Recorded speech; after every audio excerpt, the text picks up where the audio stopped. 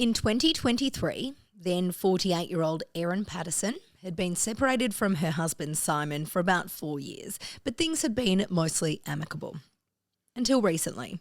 She was still close to his parents, Don and Gail Patterson, and she was involved in the local church where Simon's uncle, Ian Wilkinson, was the pastor. Mm-hmm. She saw them as her own family. So when she got some devastating health news, they are who she turned to. She invited Don, Gail, Ian and Ian's wife Heather around to her house for lunch to share the news with them and ask them for advice on how to tell her children.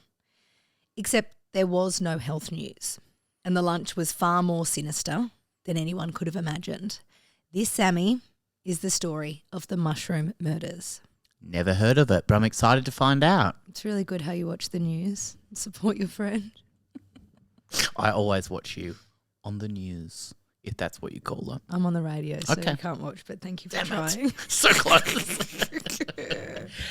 Hey there, everybody. Welcome to Thursday Treat this week. We are doing a very special breaking episode. We are. Oh, my God. What a treat. This really is a treat. Yeah. It's going to be very different from our usual treat episodes, which I also do feel like we say every second I know. episode anyway. This one's going to be so different. Going, what a hook for the listener. But the only time we won't be talking this time. No, exactly. We'll just be looking at each other and doing like Charlie weird Chaplin-esque. eye We're very things. inspired by Charlie Chaplin this week. Oh, God, aren't we always? Oh, God, of course. No, but this week we're doing a story that is a murder. It's a much more serious and very recent crime that we would usually do as a Monday episode, but we've decided to do this as your Thursday treat for two reasons. One, because it is about as breaking as it can be for an episode a podcast we do weekly. Absolutely. And because... Well, a couple of reasons, actually. One is because there is a chance that the person who's been found guilty in this case may appeal. So we're going to be very careful with the facts and the everything that we put out because we're only going to be talking about what came up and was given in as evidence in the trial. There's obviously no resolution to it yet in terms of a sentence because Erin Patterson hasn't been sentenced yet. Yeah. And also the fact that I was there covering the verdict in the court. So this will be more of, the way I've written it is more of a timeline of what happened. Great. And then I kind of want to open up the floor to you, Samuel, to really ask me good. some questions about what you want to know about it or what it, so I can talk about what it was like being there in the court when the verdicts were read out. Yeah, it is really good, I think, to just kind of step through the timeline again and go, this is what happened from 2024 to 2025. Like, it is really interesting to kind of look at that timeline and go, it's almost exactly a year. Well, 2 years Sorry, since 2 years. the lunch. Yeah, almost 2 years then. exactly. Yeah. So we have spoken about this case a couple of times on the podcast, more in depth on Monday just gone when the jury was still out. Yeah. The jury has come back and returned their verdicts. So I want to tell you more about the case because some of our international listeners might not have heard of it at all. Yeah. There might be people in Australia even, who have heard of it but don't really know the details of it. It's very easy for me to think everyone knows the ins and outs because I've been so invested in it and so many people have. Of course. But there have also been kind of, through the trial was 9 weeks long. And of course, in a trial, you hear the prosecution's brief and you hear their side of version of events and then the defence's. So, it can get a bit muddied unless you're really into it like I have been. Yeah, I've been so into it as well. And my coworker Ash said to me, like, she came to tell me about it. She was like, oh my God, it just broke. Because she got the BBC News app on her phone and it popped up straight away as soon. Like, it was, because I won't go into this too much, but it was about 3 minutes. I was thinking, this will be a long afternoon. I won't hear about the verdict for a very long time. And it was like 2:15 they're going in, 2:15 they're going in. And then it was like, no, it broke so quickly. It didn't take long at all. And it was just hearing that. And then Ash, a few minutes later, did tell me, she said, oh my God, Erin Patterson has already requested a larger cell because there's no mushroom in hers. And I went, but I didn't get it. And I was like, someone who does jokes a lot. I was like, but I was like this. I was like, what, already? And she goes, yeah, and said it a few times, and I just didn't really I pick up also on just it. gave you a look like, no, that's not actually what that's happened. not factual. Rah, rah, rah. I was like, oh no, Yeah. he's doing a mushroom joke. But then she said it to the Hey, guy you know what? next to her, and he laughed straight away. And I was like, You got it. I'm a I damn think you're fool. a fun guy. Thank you for saying that. Thank you so much for saying But your that. morals, I got that your one as well. morals, morels, are not great. Why don't you do the timeline? Okay. You love my jokes. Hey, I love your joke. Come on, don't get me in truffle. There's a joke coming up come on the it's good stuff. There's a joke coming up on one of the upcoming episodes that is so much fun because G does interrupt me mid-sentence to just tell me a joke out of nowhere. It's a lot of fun. It's a great forward sell. Is it a forward sell or is it a spoiler? A real spoiler. Spoiler alert. Okay. Do you want to hear the story of Erin Patterson and the so-called mushroom murders? Absolutely. All right, I've written it. I've really done. I was like, I'll sit down and just take some dot points Yeah, because I know all about this. But I've started with this. Today is a different treat episode because we are talking about a much more serious crime than we often talk about on a Thursday, and it's going to be a bit more of a discussion and a timeline rather than me telling you the story, because this one is fresh off the press. So fresh. I laugh at myself sometimes when I read back in my script. I'm like, what was I? Like, why did I write it like that? This one is fresh off the press is literally what I've written. I spent 9 days in Morwell to cover the jury's verdict, and I want to take you back to give you details about the crimes Erin Patterson has just this week been found guilty of. Now, I say I spent 9 days in Morwell. Probably 90% of the media that were there when the verdicts were read out on Monday had spent 10 weeks. Yeah, so I'm not saying I wasn't there for a long time.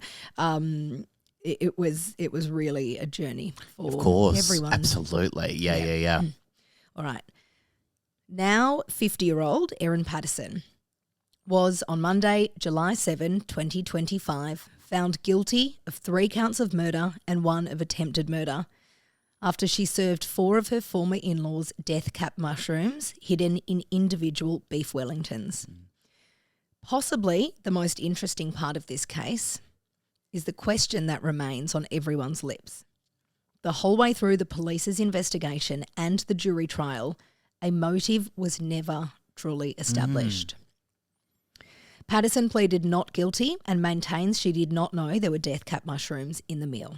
I find it so fascinating that even when I remember when she was, there's this audio that I heard of her saying, why would I kill them? They're my only family. That's all I have. Yeah, I don't so have family that of was my own. They're my only support. And I'll get to this part in the timeline, but a current affair bounced her, it's called, kind of went up to her as she was getting out of her car and interviewed her. So it's called bounced? Yeah. Oh, right. Okay, yeah.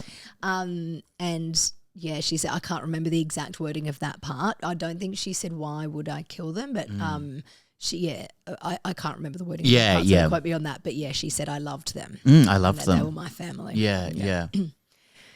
But a jury of 7 men and 5 women decided after a 9-week trial where they'd heard from more than 50 witnesses, were given more than 300 pages of evidence, and after 7 days of deliberating, that she did knowingly poison her parents-in-law, Don and Gail Patterson, Gail's sister Heather Wilkinson, and Heather's husband Ian Wilkinson.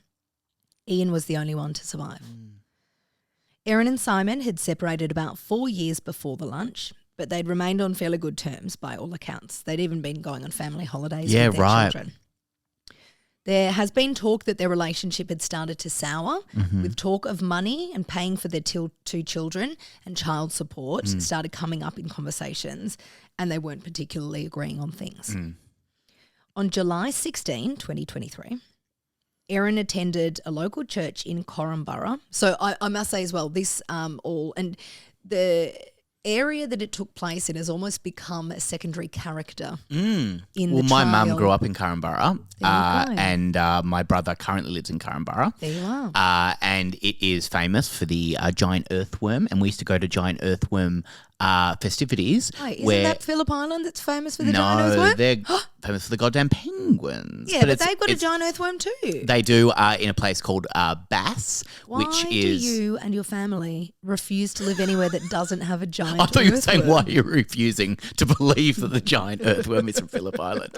Mostly famous for penguins, but yeah, so South Gippsland is kind of the area that the giant earthworm is known for.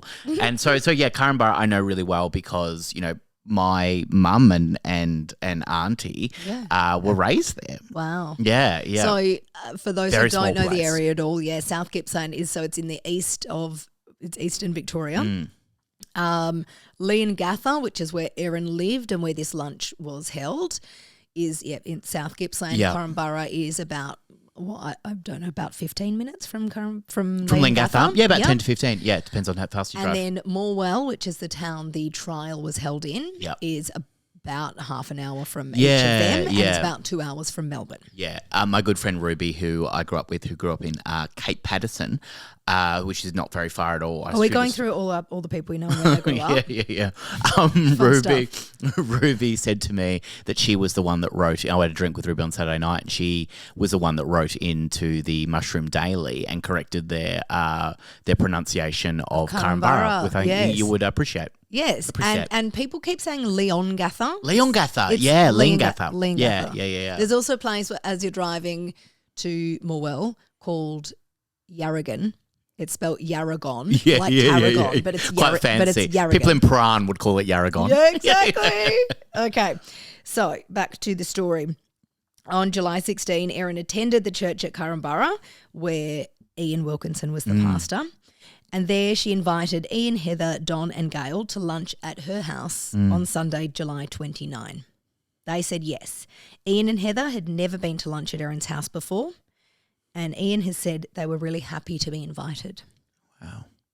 The day before the lunch, on Saturday, July 28, Simon Patterson, Erin's estranged husband, messaged Erin to say that he would not be coming to the lunch because he feels, quote, too uncomfortable.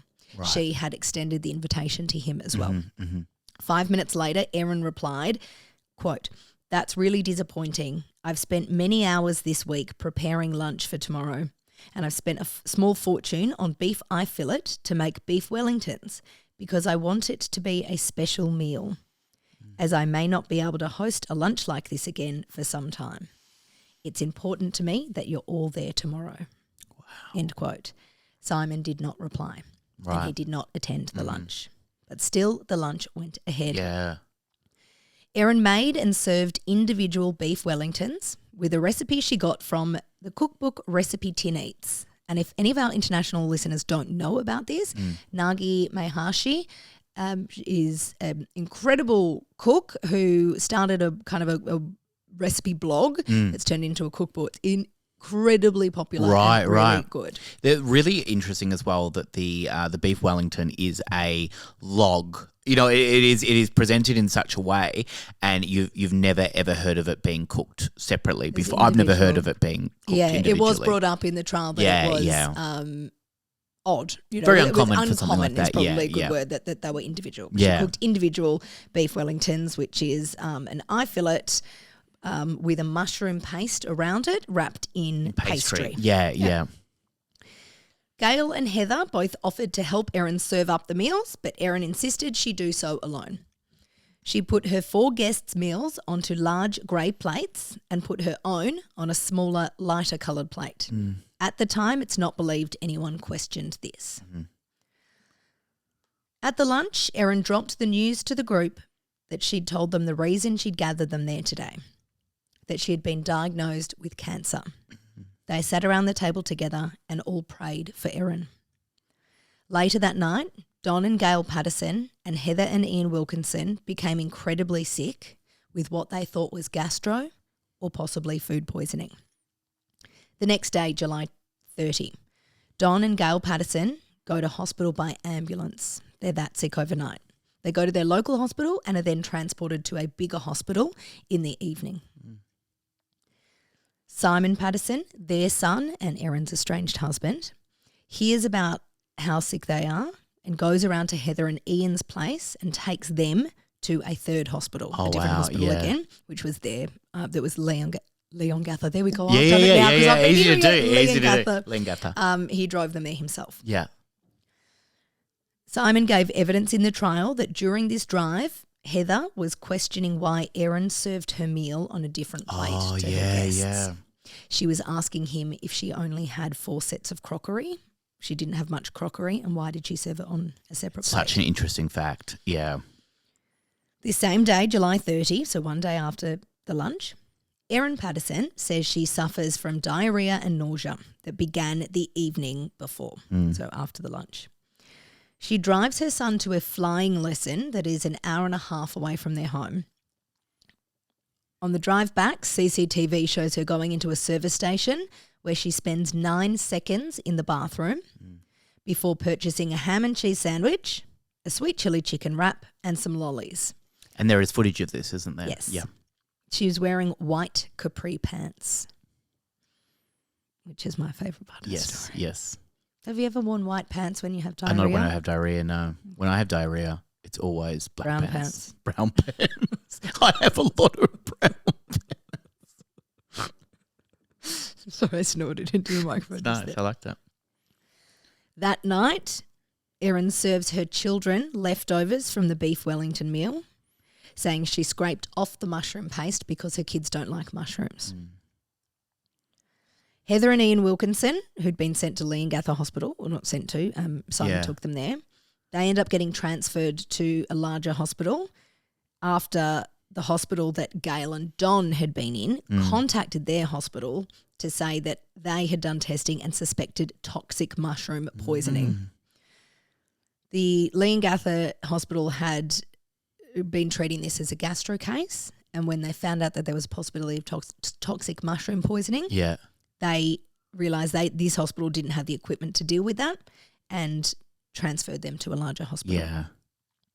The next day, July 31, so 2 days after the lunch, Erin takes herself to hospital, the same one at the Leongatha Hospital. She says she has gastro symptoms but doesn't want to be admitted.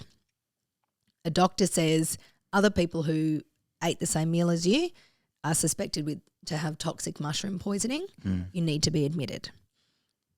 5 minutes after she arrives at the hospital, Erin goes against the doctor's advice and leaves. She checks herself out. The doctor who saw her calls 000, which is our 911, to report that she left the hospital despite being told she could have come into contact with poisonous mushrooms. She also said that she didn't want to worry her kids by bringing them in. She was told if your kids have eaten leftovers of this meal, you need to bring them in immediately. Even if you scraped it off as well. She said it's okay to scrape the mushrooms off. And they were very concerned because the way she described cooking the meal was that it had been the eye fillet, mushroom paste around it, pastry around that, and cooked like that. So they thought if it's come into contact with toxic mushrooms, you need to bring them in. She said she didn't want to worry them by doing so, and they were fine. But later that day, she did come back into the hospital and checked herself in, and she brought the kids in for observation as well, and they were fine. While they're in the hospital, a local police officer is sent around to Erin's house to collect the leftovers of the beef Wellington from Erin's bin. Following day, August 1, Erin is discharged from the hospital. The day after that, she is seen on CCTV driving her car to her local tip and dropping off and leaving a food dehydrator. On August 3, police launch an official investigation. Erin is interviewed and tells police she bought the mushrooms for the meal from Woolworths, which is a big supermarket chain here, and some from an Asian grocer in Melbourne, again about 2 hours away from where she lived, an hour and a half. But she can't remember which Asian grocer it was. She says she has never foraged for mushrooms and does not own a food dehydrator. The following day on August 4, Heather Wilkinson dies in hospital at 2:50 a.m. At 5:55 p.m. that night, Gail Patterson also dies in hospital. August 5, homicide detectives search Erin Patterson's home in Leongatha. Police seize a number of items from the house, including computers and mobile phones. this is when she is questioned and released. Yeah. I apologise. I said she was interviewed the day before. She was interviewed on August 5. That night, at 11:30 p.m, Don Patterson dies. The following day, August 6, as we brought up before, a current affair bounces, interviews Erin outside her home. She cries, saying, "It's a tragedy what happened, and I loved them." She says that Gail is still alive, but she wasn't. She speaks about Ian Wilkinson as if he has died, but he hasn't. On August 10, 4 days later, Erin travels to Melbourne and meets with a lawyer. Fast forward 1 month to September 11. My friend Emma's daughter's birthday. Happy birthday, Harper. Happy birthday, Harper. Ian Wilkinson is released from hospital. He is fully recovered after more than a month in hospital. In the trial, the prosecution says... It's insane that he survived. He's 71 years old. Wow. In Erin's trial, the prosecution said this was never in Erin's plan. She did not plan for him to survive. On November 2, police arrest Erin Patterson and charge her with 3 counts of murder and 1 count of attempted murder. There's lots of legalese that goes on between then. From November 2, she's housed in a prison unit. And there's lots of back and forth to court, some via video link, I believe some in person. There are a certain number of mentions that you have to have in court, pre-trial hearings, things like that. Her hearing officially, her trial, she pleaded not guilty, as I stated. Her trial began on April 29, 2025. It ended up going for 9 weeks. It was slated for about 5 to 6 weeks. Is that really? Right, okay. Yeah. And it just kept going. Yeah. There was so much evidence, questioning and cross-examination for certain witnesses took longer than expected. The judge's directions at the end, which is when he gives, it's not really meant to be a summary of the cases, but he will point out certain pieces of evidence. He'll remind the jury about certain things that happen in the trial, and he goes through his directions for them and what they must see and what they must find and what they must do. That itself went for days, which is not usually, it's not often the case. There was so much in this trial, so much evidence that everything was done really, really by the book and as carefully and slowly, not in a negative way, but slowly as in carefully as possible. There was initially a jury of 15 people impanelled.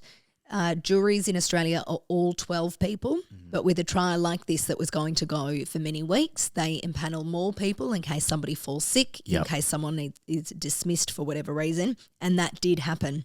A few weeks into the trial, one juror was discharged. The judge, Justice Christopher Beale, had received information that this juror might have been talking about the trial outside the courtroom, which they are not allowed to do. No, so this person was discharged.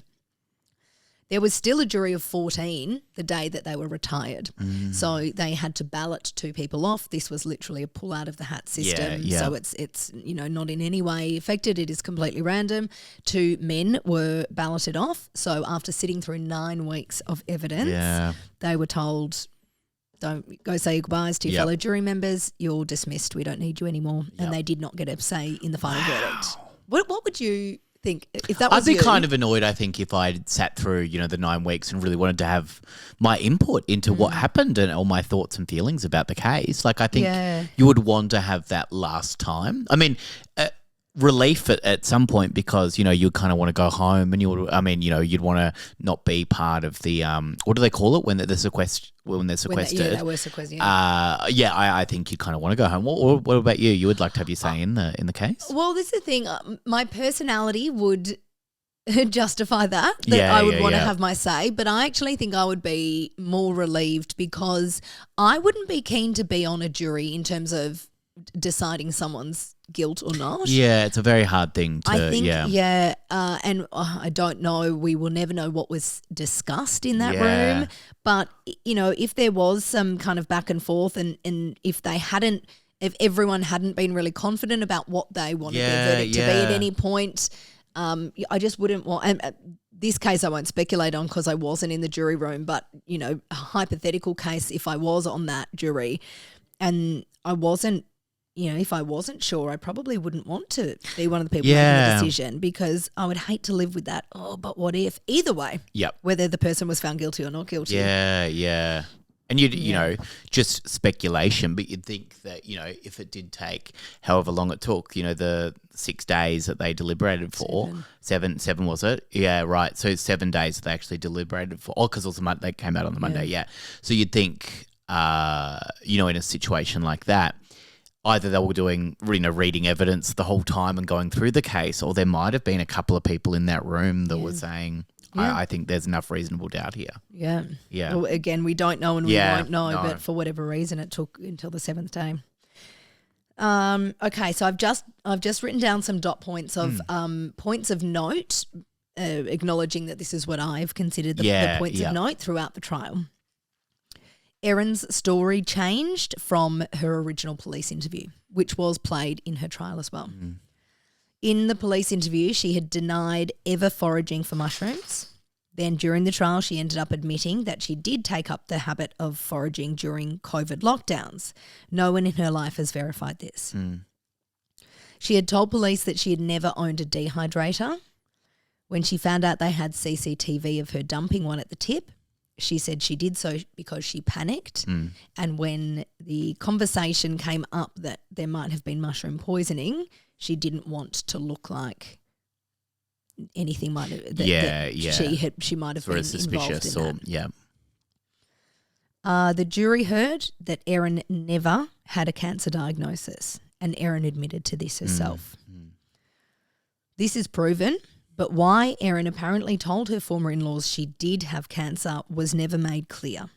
The prosecution argued it was a ruse to get them to her house. Get them all there, yeah. And that she didn't think it would matter because her plan was that nothing around the table that was said would ever get out of that room. Right. The prosecution also stated that Erin faked her own death cap poisoning symptoms so it would look like she had fallen sick too, hence saying she had gastro and taking herself to the hospital. Yeah. The prosecution's argument was that she would say, yes, I was really sick too, I just didn't die. This was one of the main points the prosecutor argued was part of a, quote, systemic cover-up by Erin after the lunch. Another point from the trial, traces of death cap mushrooms were found on Erin's dehydrator. It came out that she had done factory resets on her mobile phones and changed SIM cards multiple times on the phones that were seized by police, but also that one mobile phone she used was never recovered by police. Wow. Her phone pinged, so reminding you the date of the lunch was July 29. Her phone had pinged at 2 known death cap mushroom grow sites, one on April 28. That was 10 days after a post had gone up on a website called iNaturalist, which is a community page that anyone can post on and anyone can look at. On April 18, a post had gone up on that saying death cap mushrooms had been sighted in an area near where Erin lived. 10 days later, her phone pinged in that area. The following day, April 28, the day that her phone pinged in that area, she went to the shop and purchased the food dehydrator. Her phone also then pinged two different sites on May 22, one day after both of those sites had been highlighted on the iNaturalist website as being known that death cap mushrooms were growing there at the time. Yeah. Erin took the stand herself as a defence witness. She was questioned by her own defence barrister, Colin Mandy, for 3 days and then cross-examined by lead prosecutor Nanette Rogers for 5 days. It was a long time on the stand. Yeah. It was very emotional at many times. She wiped away tears and cried a lot. She spoke about her marriage and separation from Simon. She spoke about her own struggles with her self-confidence, about wanting to have surgery, about going on weight loss journeys. She spoke about how she said she picked up foraging during COVID, despite saying she had never done that before. While on the stand, Patterson conceded there must have been death cap mushrooms in the meal, but insisted she did not know they were in there. Yeah.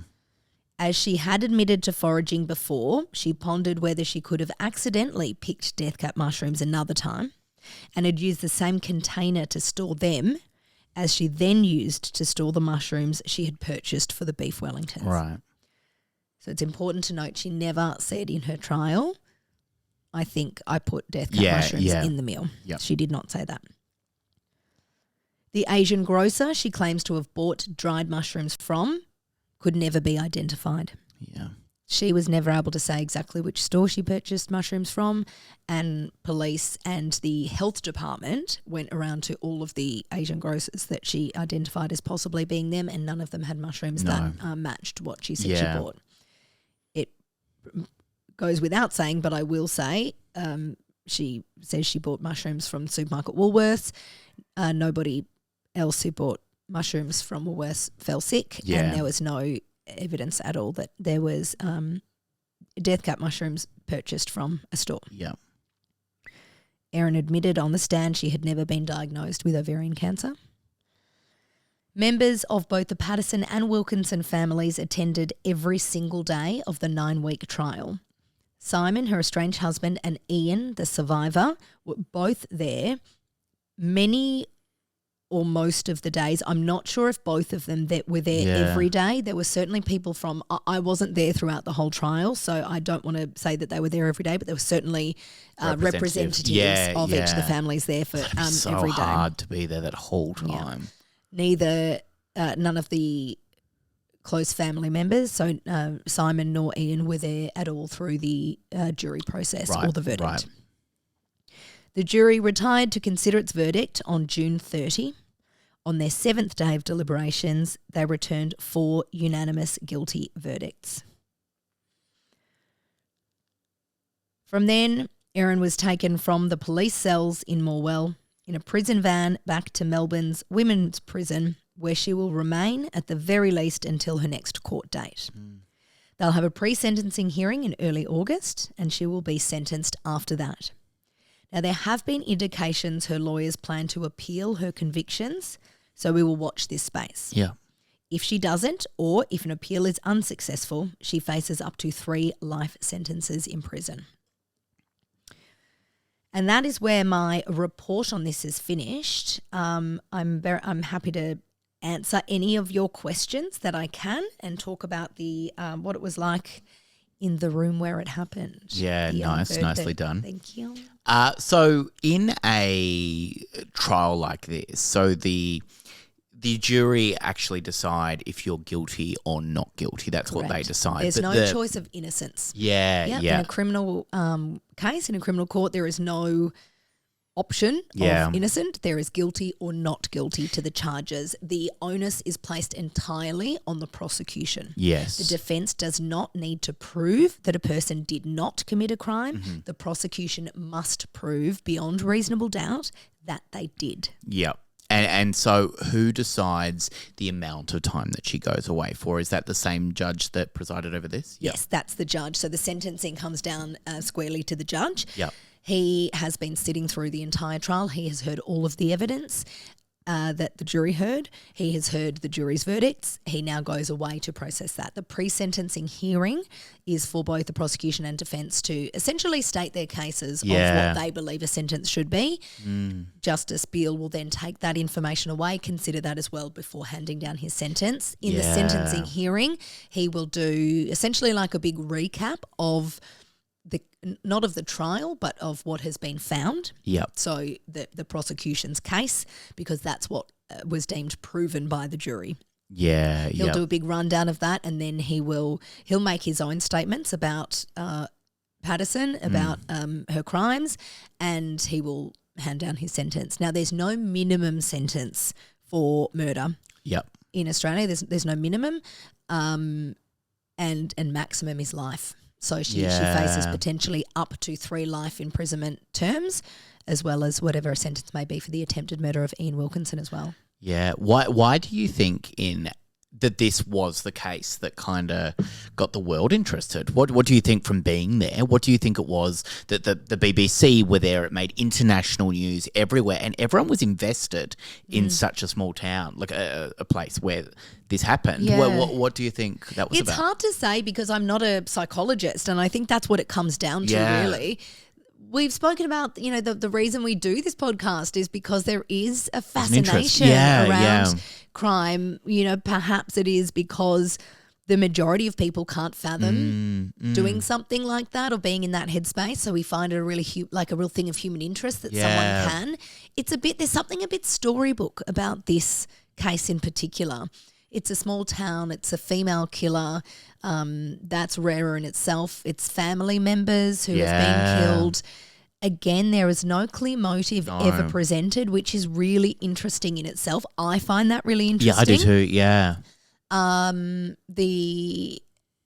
The victims themselves, there's just, and that's kind of where this non-clear motive comes from. It's kind of, what did they do? Yeah. What did they do? She was very close, by all accounts, to her parents-in-law, and Ian and Heather, she didn't really know all that well. Yeah. Why do you think it was held in, and I'm sure there's an answer to this, why do you think it was held in Morwell as opposed to the city? What was the reasoning behind that? Yeah, so large murder trials such as this would usually be, or more often than not, be held in Melbourne.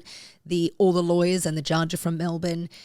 But Erin's defence counsel submitted to have this trial heard in not Morwell specifically, but the Supreme Court that is sitting closest to where Erin is from, because most of the witnesses and family members are closer to there. Yeah. Now the judge agreed to have it held there, so I won't speculate on, why or any other reasons to why they might have wanted to have it there, but that the wording was because it was closer to home. Yeah. Interestingly, it is.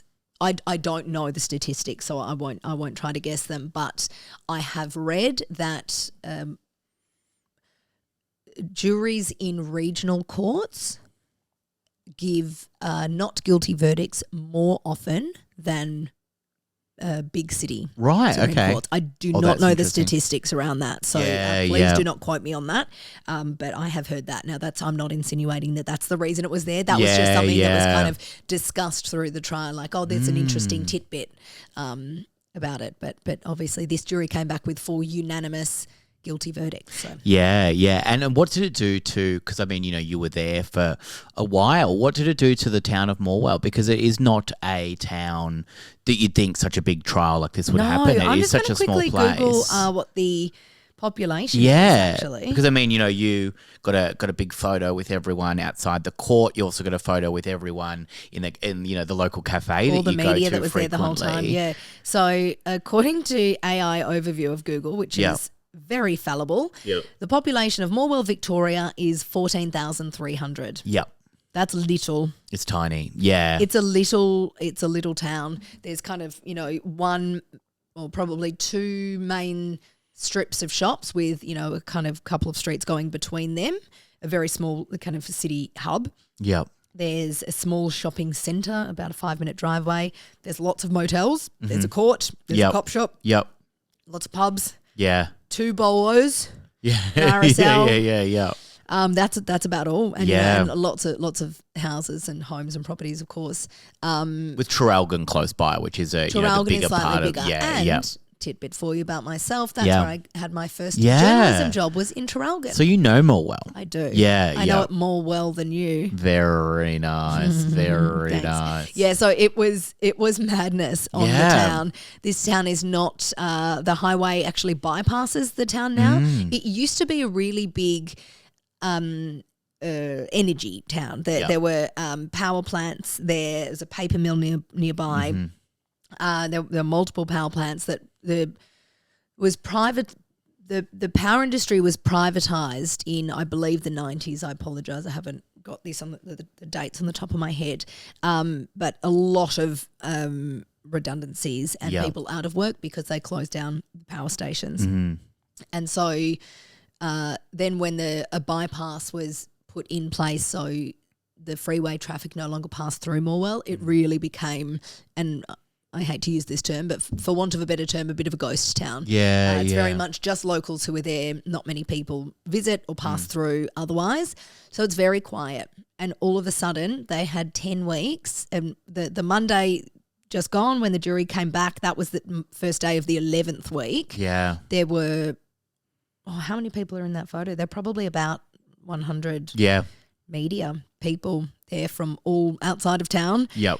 From Melbourne and from Sydney and around the world, all descended on this town for nearly 11 weeks. Like, that's nearly 3 months. All the accommodation was booked out the whole time.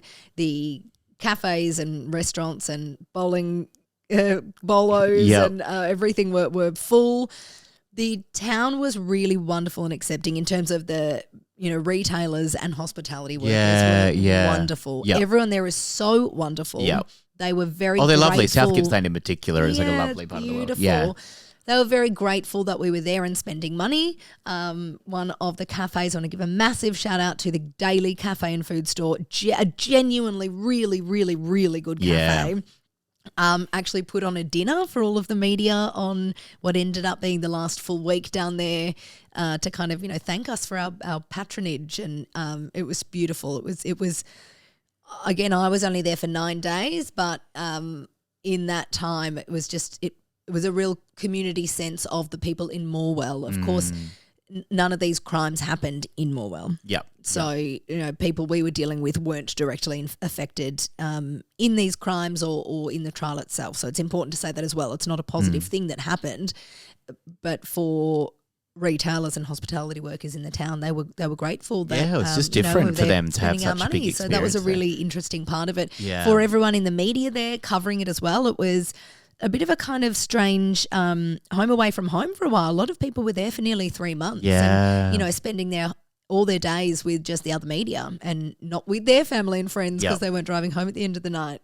That was really interesting. And I've been in quite a few courtrooms when verdicts have been handed down before, and this is the most tense I've ever felt. Personally, there's so much leading up to that, so long leading up to that, so much information on it, so many eyes on it, and it just felt like one of those cases that everyone had an opinion on. And we really didn't know which way it was going to go. We really didn't, especially like you said before. It was on the 7th day of jury deliberations. That seems like a long time. Yeah, it does. It was 27 hours of deliberation. My maths in the end, it was they were in that jury deliberation room for 27 hours before they came back with the verdict. Not a long time. Not for that much evidence. Exactly, not for over 300 pages of evidence. But 27 hours is still a long time for 12 people to be sitting in a room discussing the one thing. So no one had any idea which way it was going to go. And when the way that it was read out, so to come right back to what you said at the start, it was only a few minutes after. Quick. So we knew, and I mentioned this on Monday's episode, that we would get an email saying the jury has said that they've got a verdict. We will be returning to court, and that's when we'll read it out. And I remember said, what if you missed this? You said, have you worried to go to lunch? Yeah. And I said, no, because the jury takes a break for lunch, so we all go at the same time. Guess when the email came through? Of course. At lunch. Yeah. So it was one of those things I think I'll never forget, and everyone will remember where they were when they heard that, But everyone, the court staff, the media, everyone was out for lunch. Yeah. So there were half-eaten sandwiches ditched on tables, gold coins kind of thrown over the register and saying, I'll come pay for my coffee later. It was all systems go. All the TV crews and live radio crews and everything was setting up their equipment to be able to do live crosses. They had people going into the courtroom, other people standing reporting live, getting fed the information from the court as it happened so they could report on it live. It was unlike anything I've ever seen.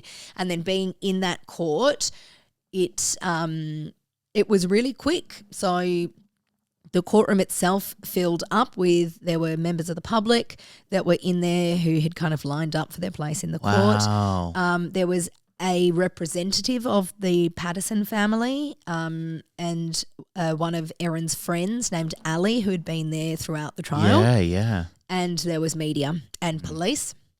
who had worked on the case as well. Interestingly, the lead prosecutor, Nanette Rogers, wasn't there. I mean, I say interestingly, there's nothing to be read into that. She may have had another case or something, but she wasn't there. But of course, her subsidiaries were. Colin Mandy, Erin's defence counsel, was there. Erin was led into the dock with two police guards on either side of her. She had her hair out. She was wearing a paisley top. She didn't really give much of an expression.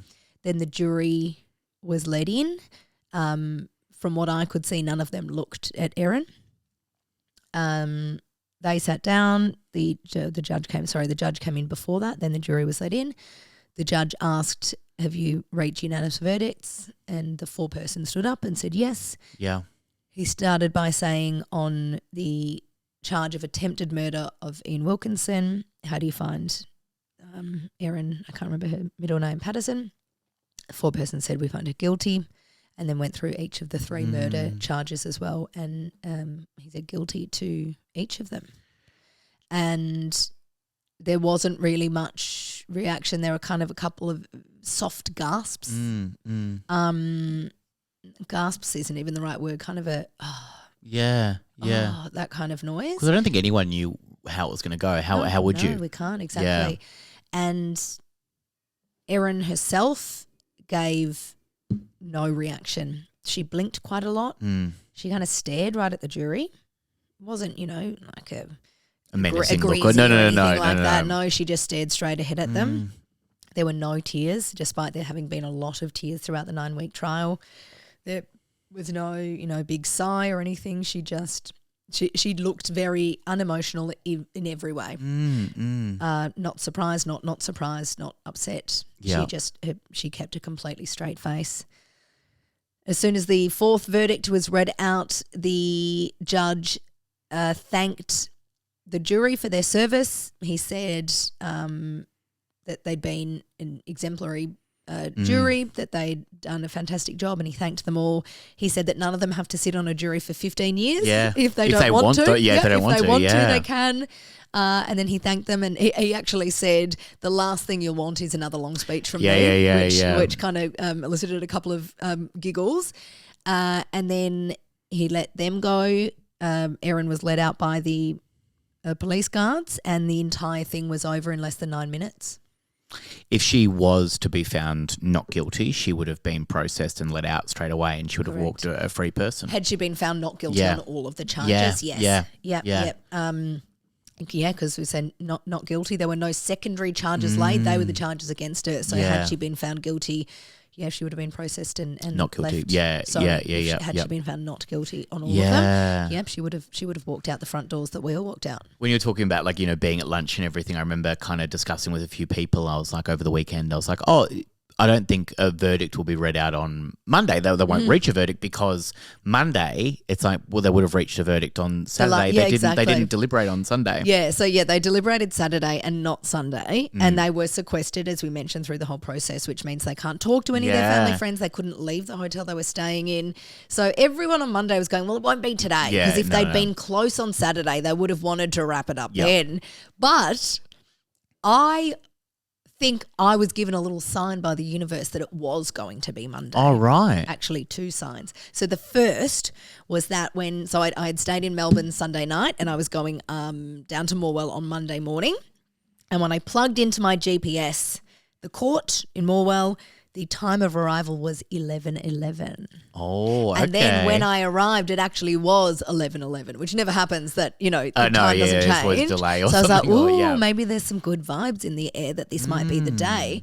And then when I was in court, we're waiting outside the court before the lunch break, I got a call with some very good personal news. So I think I was like, well, there's some good energy in the air today. Maybe this will be the day. Yeah. And it was. Yeah, I know. How amazing. And let's just say you are expecting. We'll leave it at that. I'm not pregnant. Oh, okay. On the record, I'm not pregnant. No, okay. You thought this was me telling you I'm pregnant. On a Thursday treat episode. Some good personal news. Some good personal news. Okay. No, it was news about my job. Yeah. It was good news. Yeah. At the end of this, so there'll be a Stan documentary. There've been quite a few teams down there, really I mean, it's going to be so quick that all this stuff comes out. There's going to be so much stuff coming out. I think it's so important to state poor Erin Patterson's kids. There's no winners in this. It's awful for all of the families. And I know that people were very quick to make memes and even all the mushroom jokes and mushroom puns. It is so important to state that there are no winners in not any at of all. this. And, it's even further than there are no winners. 3 innocent people. I don't think you can hear Diggs drinking now. I think that's fine. I reckon you can. No, I don't. I reckon you can hear that. No, I don't reckon. I reckon even if they won't be able to hear us talking because that's drowning us out. Diggs, are you right, Diggs, mate? We've nearly finished. Come on, buddy. Thank you. 3 innocent people lost their lives. 1 innocent person very nearly lost his life. Families have been ripped apart. Families will be forever grieving. 2 children may have, lost having their mum living in their house for the rest of her life. It's incredibly serious, and it's probably easy, for want of a better term, for lots of people to forget how serious and how real this is, because it seems like such a salacious and such a storybook tale in so many ways, but it's not a storybook tale. No. She is now, after being found guilty, one of Australia's worst female mass murderers. It's incredibly serious. It's incredibly sad. I don't know how the families begin to deal with this extra information on top of everything else, how Simon comes to terms with what has happened, how the children do. It's incredibly sad. Absolutely. G, thank you for bringing that as kind of a breaking news story this week that we weren't planning on talking about this one this week. It's really not a treat, is it? But no. I suppose the treat is that we've had some insights into how the court system works on a case that we've been discussing and people have been really interested in. So yeah, the treat, as always, is a word that we use just to be. Oh, I thought you were saying but we also just say the word treat because it's an extra episode each week. Yeah, it's not about the case itself, No. but we do have a lighter Thursday treat coming out next week, and we would love to say thank you to the wonderful people that continually leave 5-star reviews, 5-star ratings. Yeah. That helps get the podcast out there to as many people as possible. Please do share this podcast with a friend, and force it upon them. Force it upon them. Gee, how do they contact us if they want to? They can email us, Sammy. Yeah. The email address is Sammy, SAMMY. That's right. At justanothercompany.com.au. That's right. They can follow us on Instagram and TikTok at Not Another Crime Podcast. Absolutely. They can follow us and watch us on YouTube. They can. Not Another Crime Podcast as well. And also leave us a voicemail, which we call a speak pipe. All the links are below in the show notes. So thank you, G. This week, I'd also like to say thank you to the wonderful Oliver Clark for doing the theme music and Tamsin Hayes for doing the artwork. Share it with a friend like we always bloody say. And we'll see you very soon. G, this is the end of your time in Morwell. So thank you for bringing that as a story. I'm sure there'll be many, many updates that we can go through as they happen. Of course, and we will do it as an even bigger story, I'm sure, at some point. Yeah, because one it is day so down the track we might do it really as a full Monday story. But let's wait until all the court process is wrapped up and we've had a bit of breathing space from this, because that's why we want to do this episode today, because the interest is still so high. Of course, but everyone might be a bit kind of oversaturated with mushroom murder talk in another couple of weeks. So we'll give it a bit of a breather, but we'll bring you updates as they happen, if there is an appeal launched or if or when sentencing happens. Absolutely. We'll keep you in the loop. Yeah, and let's leave with our catchphrase, as always, que sera, sera. Never said that. Never said that before. I thought you were going to make another mushroom joke. No. That was a shiitake one. Hey, nice one. Goodbye.